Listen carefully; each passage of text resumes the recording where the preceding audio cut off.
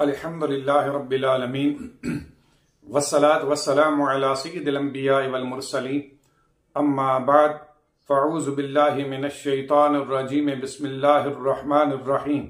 हज़रात मोहतरम, आज हम आपके सामने कुफ्फार की क़यामत के दिन जसामत कितनी होगी, इस हवाले से एक तारुज़ की तत्बीक कायम करेंगे। चुनाचे हदीस पाक जो तिरमिज़ी शरीफ में मज़कूर है, हुज़ूर नबी करीम सल्लल्लाहु अलैहि वसल्लम ने इरशाद फरमाया कि क़यामत के दिन कुफ्फार की डाढ़ ओहद पहाड़ के बराबर और इनकी रान बैदा पहाड़ की तरह होगी। इस हदीस पाक से मालूम हुआ कि कुफ्फार क़यामत के दिन जसामत में इतने भारी और मोटे होंगे कि इनकी दाढ़ ओहद पहाड़ और इनकी रान बैदा पहाड़ की तरह मोटी और भारी होगी।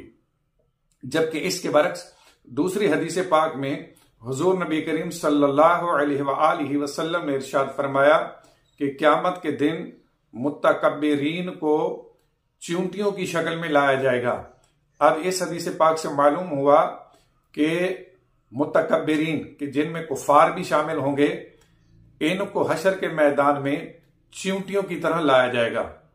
अब इस हदीस पाक से मालूम हुआ कि कुफ्फार चींटियों की मिसल होंगे, यानी बहुत ही छोटी शक्ल में आएंगे।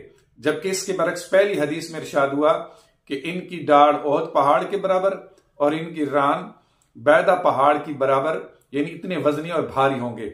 दोनों अहदीस में बज़ाहिर तारुज़ मालूम होता है। अब इस तारुज़ के दरमियान तत्बीक किस तरह कायम होगी कि याद रखें, क़यामत के दो मरले होंगे, एक पहला मरहला और एक क़यामत का आखिरी मरला।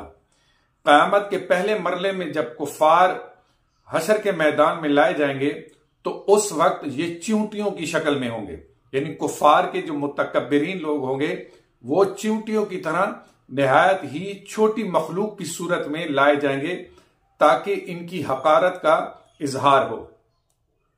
और लेकिन जब क़यामत का आखिरी मरला होगा और उस वक्त अजाब का जब सिलसिला शुरू होगा तो उस वक्त इनकी जसामत इतनी मोटी और भारी हो जाएगी कि इनकी दाढ़ ओहद पहाड़ के बराबर और इनकी रान बैदा पहाड़ की मिसल हो जाएगी।